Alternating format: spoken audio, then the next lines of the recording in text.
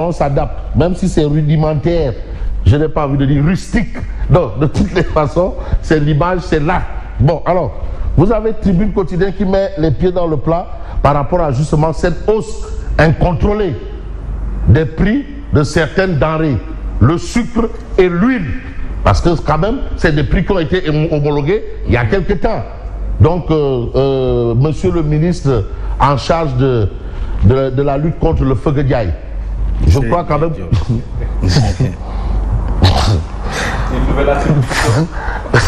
Monsieur le ministre en charge de la lutte contre le feu de Diaye, je crois que là, il devra probablement faire valoir cette compétence en matière de régulation et de stabilisation des prix. Parce que c'est un prix homologué. Oui, donc là, quand même, là, ce n'est pas du feu de Diaye, ce n'est pas du Butchek Fouk. C'est vraiment, c'est un constat clair. Et vous avez ça à la une, bien entendu, de Tribune. Donc vous pouvez laisser Tribune à l'écran parce que ça ne sert à rien de...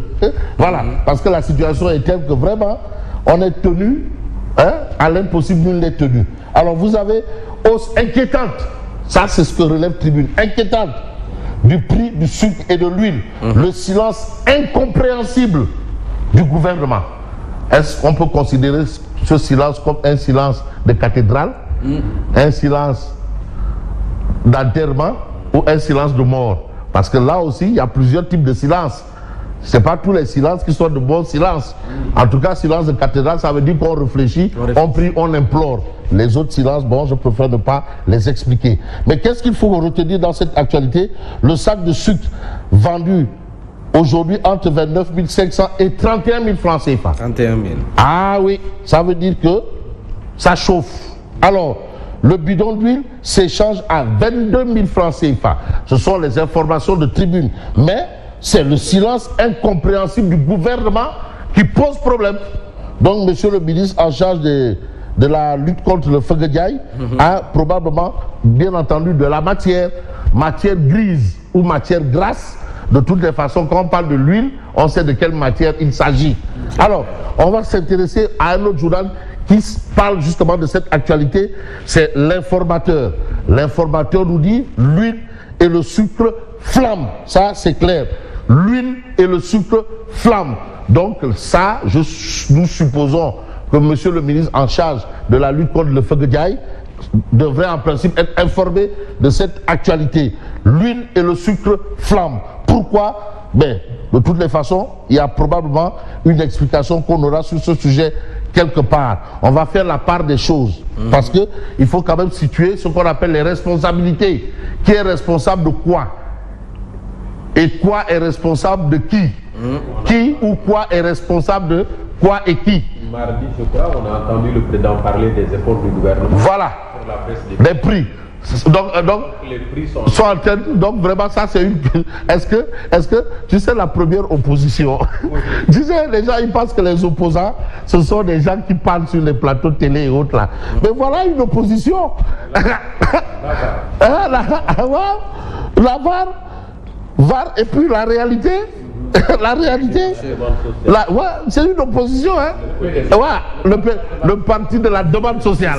Descend, Ablaïwan. Non, Ablaïwan a tout. Bon, on a 24 heures quotidiennes. Parce que l'actualité, il faut quand même, nous aussi, nous avons le droit de camper le sujet. 24 heures quotidiennes qui parlent justement de cette situation. En tout cas, cette hausse, c'est les commerçants. Ça, c'est le titre de 24 heures. C'est les commerçants. Parce que quand même, qui est fou? Tu dois les boutiquiers. Non, mais qui est fou? Attends, mais qui est fou? On sait que dans quelques temps, c'est le Ramadan.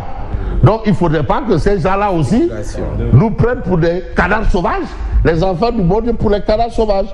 D'où le titre de 24 heures, c'est les commerçants. Mais il y a une autorité ministérielle en charge de ce volet-là. Lui, quel est son rôle, sa responsabilité par rapport à ça? Ça aussi, c'est autre chose. Il est peut-être plus préoccupé par le feu de Diaye. Le feu de Diaye? Non, ne pas le feu de Diaye avec Butchek Fouk. Là, lequel nous côté? Le Butchek Fouk. Avec feu de Diaye. Non, tu peux pas. Butchek Fouk. Feu de Diaye. Forok Chaya. Borombol. Tiloir. Personne ne peut. Non, l'autre c'est Tchossan au Sénégal. C'est-à-dire aujourd'hui, tu peux tout imaginer dans le secteur des transports. Il faut laisser le car rapide et le Ndiaga-Ndiaye. J'ai vu sur les réseaux sociaux la vidéo de Toubab. Wow. Ah d'accord. Wow. Ah bon? Ah mais il faut labelliser le Fortier. Non mais c'est Tchosan, c'est-à-dire Tchosan. On doit labelliser cela. Tu sais comment dans d'autres pays, aujourd'hui même c'est labellisé. Oui. C'est du street food. Oui. C'est labellisé. Hein? Oui. Yes, of course. C'est ce qu'on appelle street food. Oui. C'est-à-dire c'est devenu même. Non. C'est reconnu. Street food c'est anglais. Il faut dire Fortier. Fortier. Et internationaliser le concept. Ouais, Fortier. Made in Sénégal. Fortier. Donc évitez de nous dire Jollof Rice pour dire Tchéboudiet. On dit Tchéboudiet. Tchéboudiet, voilà. Ouais, Pendambay. Pendambay. Ouais, faut pas dire Jollof Rice. Non, nous sommes yondé outil. En tout cas. Non, c'est la différence. Non, c'est que qui là, dañuy bàyyi ak suñu fëgg jaay ak suñuy bëtëg fukk. Voilà, donc qu'il gère le prix, la hausse des prix des denrées. Qu'il laisse les fëgg jaay et les forox caaya. Non, bëtëg fukk ak fëgg jaay. Bon, on va pas faire dans trop de choses. Nous allons nous intéresser au journal Critique. Critique qui parle un peu d'un titre que vous avez évoqué tantôt par rapport à ce meurtre-là, du côté de Malika, Diary Sow. Donc, elle s'appelle Souaoudou Sow. Oui, Souaoudou Sow, Diary Sow, dit Diary. Alors, finalement, le meurtrier est passé aux aveux pour dire qu'effectivement, c'est lui. Et vous avez Critique qui nous dit la police fait tomber le présumé meurtrier. La police fait tomber le présumé meurtrier. C'est pour vous dire que les services du commissaire Mamsey Dindour ne dorment pas. Et la nouveauté quand même que je note depuis son avènement aux affaires au niveau de la DPG, c'est la communication. Au moins il communique. Il y a un acte, on voit la réaction de la police. Et là, cet acte-là quand même, c'est assez, je ne vais pas dire authentique, mais c'est original. C'est important quand même de communiquer parce que c'est un souci. On sent quand même qu'avec Mamsey Dindour, tout baigne en termes de communication. Donc, ça aussi, c'est une avancée parce que la police, c'est notre police. Ce n'est pas la police de qui que ce soit, c'est la police nationale. Hein? La police nationale. Donc, il faut tenir compte de cet aspect. Et je vois que le commissaire Mamsey Dindour joue pleinement sa partition à ce sujet. Comme il a d'ailleurs joué quand Jamra l'a adressé des félicitations. Jamra, qui félicite un commissaire. Jamra, ça veut dire ce que ça veut dire. Mais il faut féliciter les agents du commissariat de Malika. De Malika, mais oui. Voilà. En fait, à travers Mamsey, parce que en fait, c'est lui qui transforme la vision. Non, pour qui connaît la zone, il y a une délinquance grandissante, de Malika. Voilà, à Malika, entre Malika et Kermassar, c'est un peu complexe. Absolument. Moi, je les vois vraiment toujours à l'œuvre. Non, le commissariat de Malika. Voilà, mais non, mais Mambay, cette zone-là, Malika, Kermassar, Yeumbeul. Ah non, mais attends, jusqu'à Tali Diallo Pitch. Oui, Tali Diallo Pitch. Usine d'or. Bon, ça veut dire que je ne suis pas spécialiste en sécurité, mais l'épicentre de la délinquance, à mon sens, je ne suis pas spécialiste. Je crois que c'est entre Malika maintenant, Kermassar et Diakhaya. Ah, donc il faut voir ça. Donc vraiment, il faut faire chapeau bas. C'est un avis direct expert. Mais moi, c'est ce que je ressens. Il y a une délinquance grandissante, galopante dans la zone. Faisons chapeau bas aux agents du commissariat de Malika. Parce que là, ils ont joué pleinement ça. Et les gendarmes en un temps record, ils ont réglé. Et les gendarmes de Kermassar aussi. Kermassar aussi. C'est pour vous dire que la sécurité, c'est vrai que ça relève exclusivement de l'État. Et ceux qui incarnent justement cette responsabilité le font bien.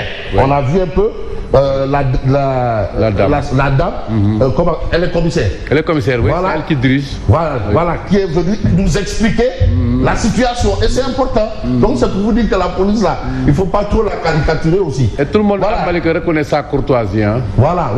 Il ne faut pas caricaturer parce que dès qu'on dit police, on voit. C'est comme journaliste aussi. Il y a des pourris. Bon, alors, on a l'évidence quotidienne. Qui parle de hausse inquiétante des prix du sucre et de l'huile, c'est un fait, mais qui parle aussi d'autres choses, c'est-à-dire l'indemnité aux victimes des manifestations de 2021 à 2024, au menu de l'actualité de l'évidence quotidienne. Parce que là aussi, il y a d'anciens détenus, mais qui expriment leurs inquiétudes. Pourquoi les autres et pas eux? Pourquoi c'est assez sélectif? Vous